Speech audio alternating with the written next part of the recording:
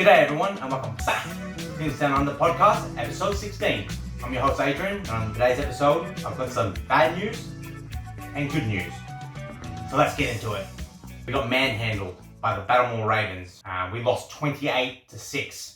We always have to take one step forward and then immediately take two steps backwards. Once again, we go back to our old ways and we got manhandled by the Baltimore Ravens, and Lamar Jackson and Derrick Henry destroyed us like I predicted. We kicked 2 field goals in the first half and that was it. That was all the scoring we did. We missed a field goal and we coughed up 2 fumbles, so we looked very, very bad on offense. We only ran the ball 20 times. We shot ourselves in the foot again.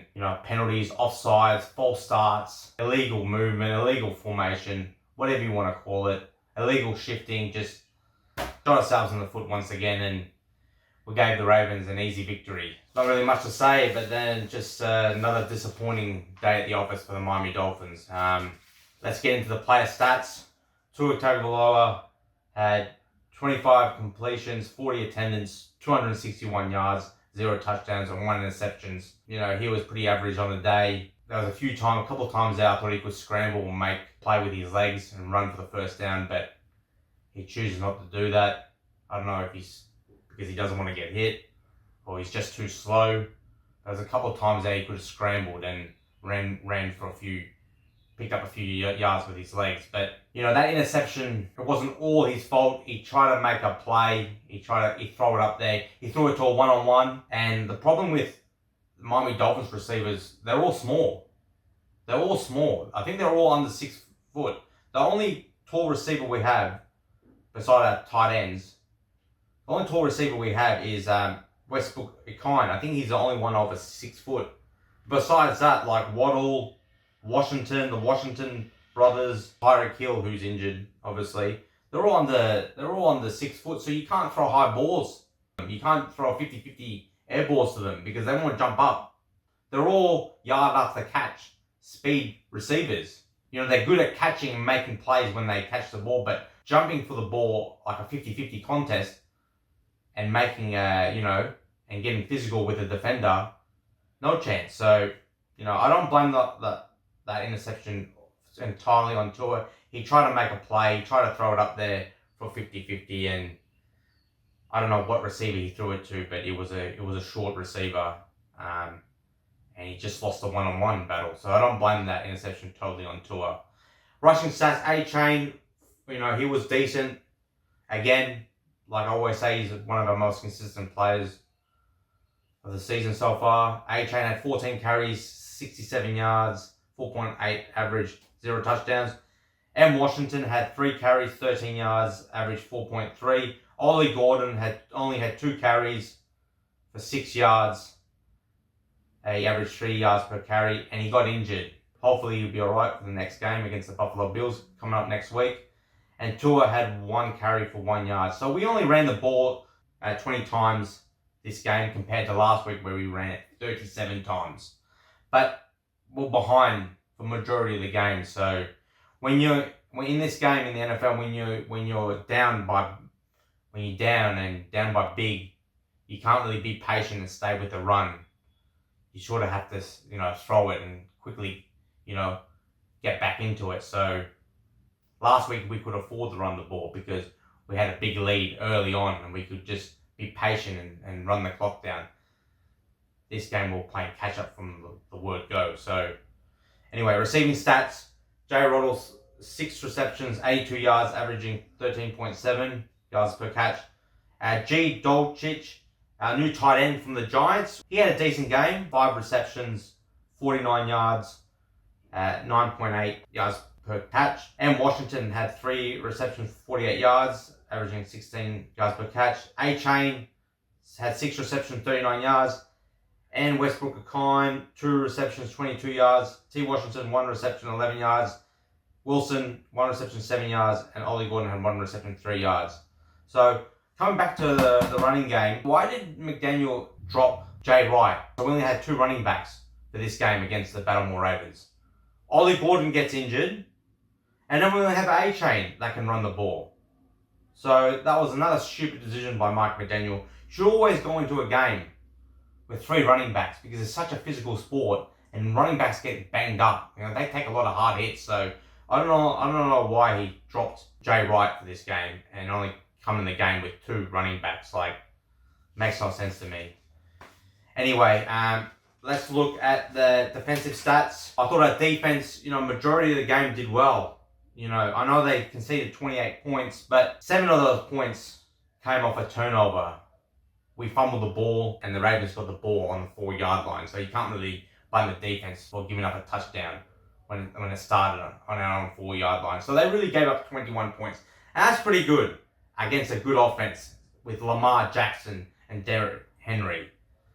Derrick Henry's easily a top 5 running back in the league, and Lamar Jackson's easily a top 5 quarterback in the league. So to give up 21 points, the Ravens, is a decent effort by our defense. Anyway, defensive stats. D. Trader, our rookie safety, had a busy game, 7 tackles, 5 assists. T. Dodson, our linebacker, had 4 tackles, 5 assists.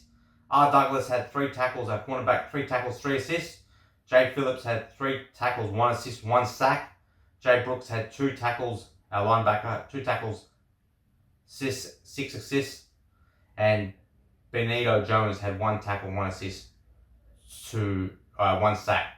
So we sacked Lamar Jackson twice in this game. Team stats, total yards was pretty even. Dolphins had 332 total yards. Ravens had 338 yards. Passing yards, we had 245 yards. Ravens had 188. Rushing yards, we only had 87. They had 150 yards, so we got back to our old selves, conceding over 100 yards. Rush defense wasn't; they just ran it down our throat. Yards per play, 5.4 for us, 6.6 yards per play for the Ravens. First downs very similar. We had 17, they had 18. Third down efficiency, we were terrible on third down. We only converted 2 for 12 out of 12 attempts. They were 5 from 13. Fourth down efficiency, we were 2 from 3. They were 1 from 1. Total plays, we had 62 plays. They had 56 plays. Sacks allowed, 2 each. Punts, we had 3. They had 6. Penalty yards, we only gave 5 penalties for 45 yards, and the Ravens had 5 penalties for 56 yards. Fumbles lost, we had 2 fumbles lost.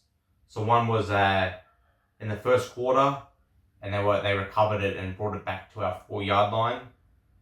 So that was costly, bad way to start the game.